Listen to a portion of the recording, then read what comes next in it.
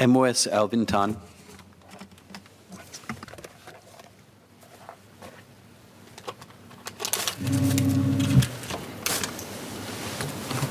Mr. Deputy Speaker, sir, let me touch on the provisions of the bill pertaining to the casino license exclusivity period.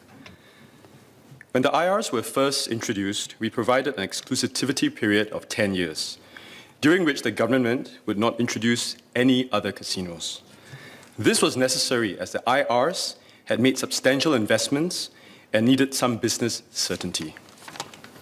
In 2019, the two IRs committed around Singapore $9 billion in investments to build new world-class tourism and MICE facilities. Marina Bay Sands will introduce a state-of-the-art entertainment arena which will host world-class performances and an iconic new tower comprising a hotel and a rooftop attraction. There will also be additional MICE space to host exhibitions and conventions. Resorts World Sentosa will expand Universal Studios Singapore by almost 20%, with two new theme zones, Minion Park and Super Nintendo World, and create a new Singapore Oceanarium. It will also redevelop its waterfront promenade and introduce a driverless transport system along the Sentosa Broadwalk to improve accessibility into Sentosa. These investments will enhance the attractiveness and tourism appeal of Singapore amid stronger competition for travellers post-pandemic. Singaporeans can also look forward to more lifestyle and entertainment options. To Mr. Gan Thiam Poh's question on the potential increase in economic contribution, based on our initial projections, the IR expansion is expected to contribute Singapore $500 million annually to GDP in a steady state. The expansions will also create up to 5,000 new jobs directly and benefit local businesses, especially in the construction and services sector. As an example, last week I witnessed the launch of the Resorts World Sentosa National University of Singapore Living Laboratory project. And the Living Lab brings together NUS capabilities as a leading global research institute and RWS's strengths as a world-class tourism destination.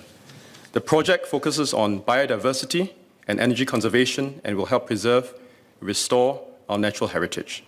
This is in line with our SG Green Plan 2030 and Sentosa Development Corporation plans to transform Sentosa into a carbon-neutral destination by 2030. Again, it will in turn enhance Sentosa's appeal as a tourism and conservation destination. These are hefty investments, and a further extension of the exclusivity period was required, as the casino is a small but essential part of the IR, in that it makes the larger development and slew of activities which I mentioned earlier financially viable. The duration of the exclusivity period was arrived at after considering factors such as what the parties could offer, the social impact, competitive dynamics, and what the IRs deemed necessary from a financial viability viewpoint. Clause 46.1 amends Section 41 of the Casino Control Act to introduce this exclusivity period. Clause 46.2 amends Section 42 of the Casino Control Act to reflect this updated exclusivity period. For the new attractions and facilities in the expanded IRs to remain commercially viable, the government also announced in April 2019 that the IRs would be allowed to have additional gaming machines and option to purchase additional approved gaming area, or AGA. However, even if the IRs fully utilize their options, AGA as a proportion of total floor area will be reduced from 3.2% to 2.4%. This is because non-gaming areas will expand by a much larger amount. As a preemptive measure to minimize the social impact of problem gambling, the government raised the casino entry levies for Singaporeans and permanent residents by 50% in April 2019.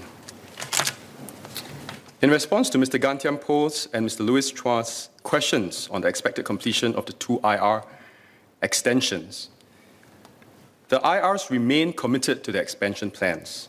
However, with the disruption that COVID-19 has had on the construction industry, both IRs have indicated that there will be potential delays in the completion of their projects.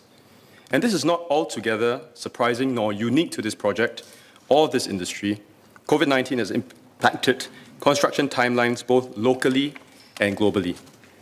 And as the COVID-19 situation continues to, and in fact is evolving, and the IR's expansions are complex, multi-year projects, the full extent of the delay is not yet clear.